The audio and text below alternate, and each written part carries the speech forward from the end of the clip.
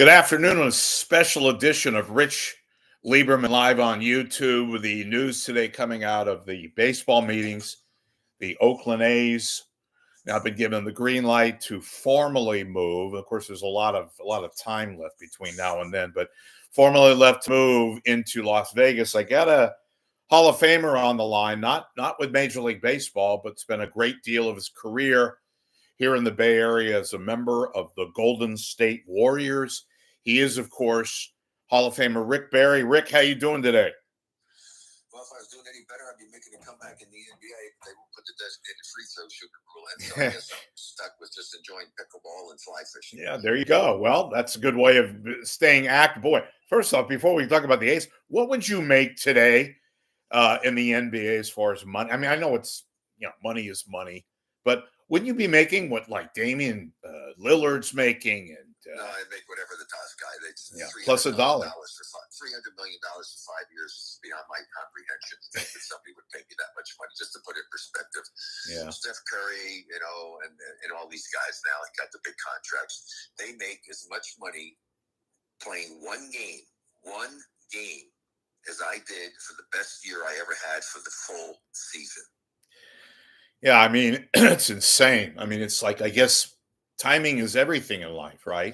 Yeah, it is. I don't begrudge them. God bless them. They're lucky that they're, where they are, get the chance to provide a great life for their families and friends, and probably a whole lot of other people if they chose to do that. But it's an insane amount of money. The lowest paid guy in the NBA last year made twice as much money as I made in my best year, and he hardly ever played. So, but that's that's what it is. I wouldn't trade it for anything.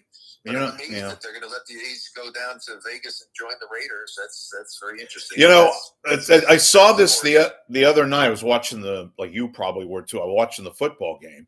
It was the NBC Sunday night game, and they had all these shots, right, coming back from the commercials to the actual game there of Las Vegas and the nightlife and the casinos and all the bright lights and all that. And I said to myself, God, who the hell wouldn't want this? As utopian kind of as it is, and artificial, Las Vegas built out of a desert, who wouldn't want all that? And somebody that you respect told me today that this was all along baseball wanting Vegas, and they made Fisher the bad guy, and that Fisher had to do the dirty work for Fisher, and he was going to go to Las Vegas no matter what. And it was all just Major League Baseball wanting the bright lights, and obviously the money to go along with that, not to mention the Vegas market, and that obviously the Raiders are there now. The hockey team is playing there in a new arena. So real quickly, because I know you got to go, but you played for the Warriors. You won the World Championship. The A's were right in the mix of winning their third World Series. And even the Raiders hadn't won a Super Bowl yet. But what was it like to play in the Bay Area, specifically Oakland at that time?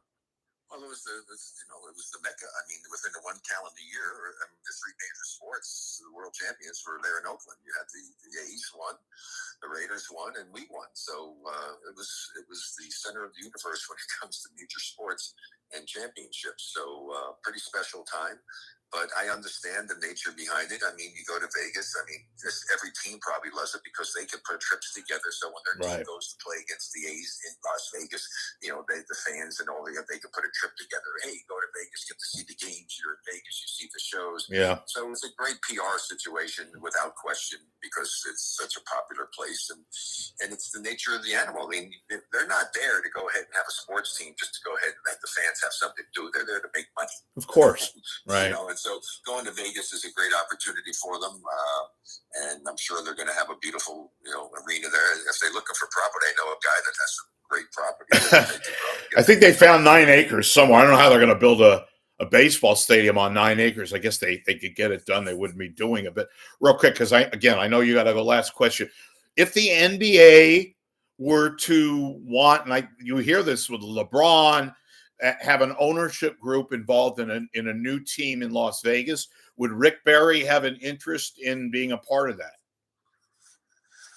Well, I'm always interested in basketball and being a part of it. I mean, it's but my team is the Warriors. Of course, that's where I had my love and memories and incredible time that I had there, and the fans are awesome. And I'm just hoping that the Warriors can continue to be a high-level team. They're going through a tough time right now with some of the issues that are taking place. Looked like they were off to a great start, and then all of a sudden they ran into a big pothole, and now they got to try to get themselves back together again. But that's what I really care Well, about. any thoughts on the Draymond Green? Were you kind of suspecting it was going to be around there or anything on that? And I'll let you go again. I know you got to go.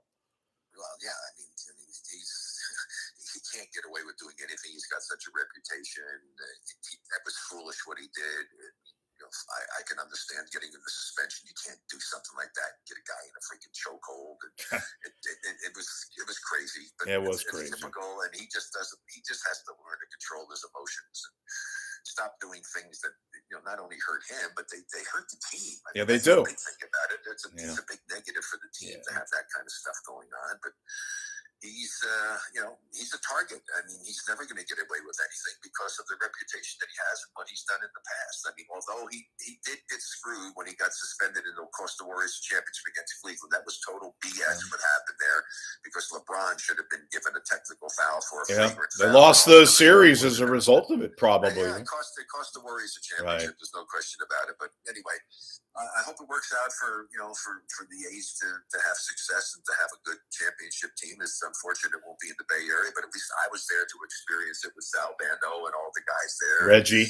And I just knew so many of the players and knew the guys really well. And, I get to see some of them that are still alive today, and we had some great times. Reggie Jackson, of course, being a part of that. My good friend George Martinovich, who's no longer with us, who had the Elegant Farmer restaurant, had seats right behind the dugouts, and I was there watching. Jack London Square. I was probably right near. Hey, Rick, we really appreciate you coming on here and talking hoop, and more specifically the Oakland A's.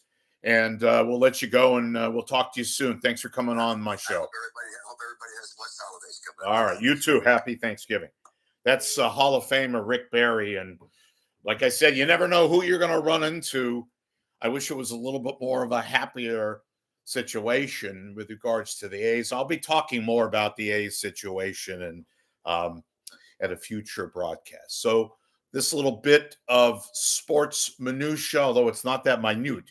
Rick Barry was my first guest here on the Rich Lieberman Unhinged. We'll see you a little later. If not, watch for me on my Twitter to announce if I'm coming back on today. I'll definitely be back tomorrow. Have yourself a great Thursday and stay warm and stay dry.